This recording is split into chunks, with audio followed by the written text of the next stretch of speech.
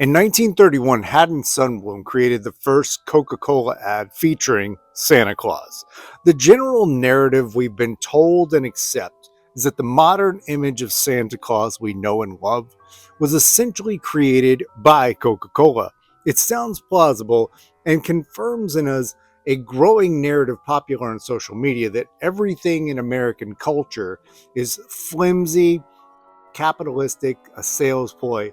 But this is not the case. Hey, y'all, it's your good buddy Justin at Leopard Stripe. Christmas is an odd one. At its core, it's to celebrate the birth of Jesus Christ. But then there's this other guy out there who's the face and focal point. Santa is something of a composite of St. Nicholas sprinkled with Father Time and Odin. Yes, I hear you out there. Well, actually, guy, this is a short video, so just hang tight. The gift giving nature of St. Nicholas reaches back to lore in the 4th century, when he's said to have secretly provided dowries and other secret gift givings. As depicted by Gentile de Farino in 1425 here, we see early familiarities. His red stockings, he's sending gifts through entryways that are not the front door. And then there's this depiction of him at the Council of Nicaea in 325, which essentially was a point in which mainstream Orthodox Christian doctrine is solidified, and other heresies were established. In the depiction, as part of the legend, is that in an outrage, he slapped Arian in the face for his views that Jesus was created by God and not an eternal part of the Trinity. In this depiction, we see him. He's got his white beard, but it's almost difficult to think. I mean, we see little sweet Saint Nick putting the smack down on a guy. It's like when we imagine Colonel Sanders killing a guy or some other sweet grandparent sort of loking out. But, I mean, religion and politics, that'll bring it out in people. Jumping up to 1686, this woodcut of Father Christmas shows a character of Santa beginning to sort of take shape with the attire and the beard. The accompanying poem is interesting, which reads, "Behold the majesty and grace of loving, cheerful Christmas face, whom many thousands with one breath cry out, let him be put to death, who indeed can never die, so long as man hath memory." Not really as accessible as Ho Ho Ho Merry Christmas, but we'll get there eventually. Fast forward to the mid-19th century with this superb depiction of St. Nicholas by Yaroslav Cermak. The saint's feast is December 6th. He's the patron saint of children. We've got the white beard, the red garments. He's not yet become the character of Santa Claus, but that'll come right around the corner, because at this time that this painting was completed, so was a poem called A Visit from St. Nicholas, written and published, attributed to Clement Moore in New York. You might know it better today as 'Twas the Night Before Christmas.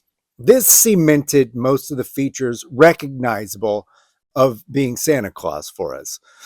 Though this illustration in 1864 that accompanied the poem shows him in a yellow outfit, indicating that his depiction in red and everything was still not quite standardized yet at this time. But this would all change in a couple of decades when one of the most famous depictions of Santa was produced by Thomas Nast in 1881.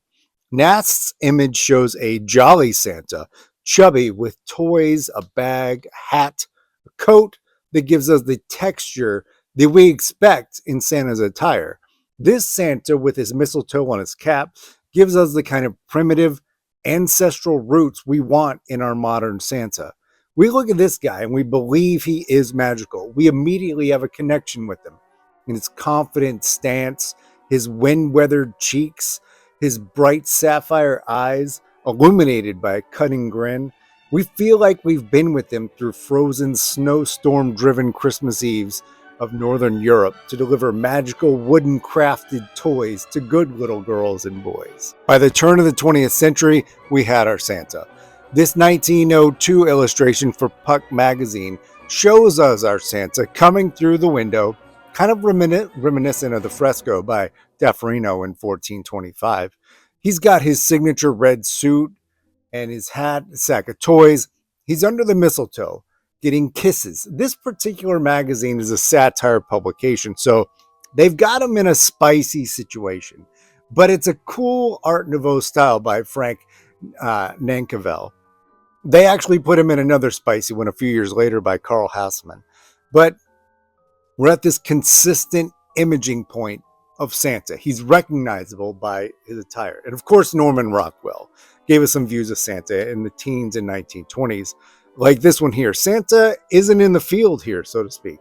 We see him here sort of in the off season, making his naughty and nice list. He's not wearing his full suit in this image, but we can gather here that he wears his vest and shirt underneath his signature coat. We can see all the pieces are in place now.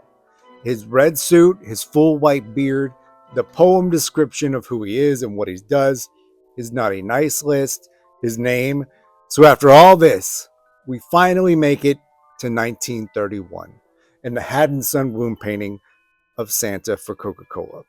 And he made an annual images of Santa for Coke thereafter. And while Santa was already established, putting this image in a national brand that everyone knew and loved was the final step to cementing this as an American icon. But like one of those inconceivable moments in history, like the moon landing footage being erased to reuse the tapes, the original Sundblom painting of Santa was painted over by Sundblom himself to create the third installment, adding a hat and gloved hand holding a whip. The explanation would be that it was the Depression and resources were scarce, but I mean, come on, it's Coca-Cola. Couldn't they have gotten the guy a canvas, for crying out loud? Today, the image is so ingrained in our culture, you can't see a guy with a big white beard or wearing all red and not make some allusion to, hey, Santa, that kind of thing. The idea that it was built in, that Santa brings gifts, was a perfect fit for the capitalist West. And while Jesus is the reason for the season, I think we can all breathe a sigh of relief that Coke didn't put a bottle in his hand. And Santa was there. He was the perfect liaison between secular consumerism and religious observance. Perhaps that's a good segue into my own capitalist intentions. I'm an artist and I have an online shop, which you can own original work, oil paintings, illustrations, one-of-a-kind works, always updating. Check me out on Etsy at Leopard Stripe or through my website, leopardstripe.org. Check out my other art videos. And until next time, get some sun, touch some grass, find the art in everything, and Merry Christmas.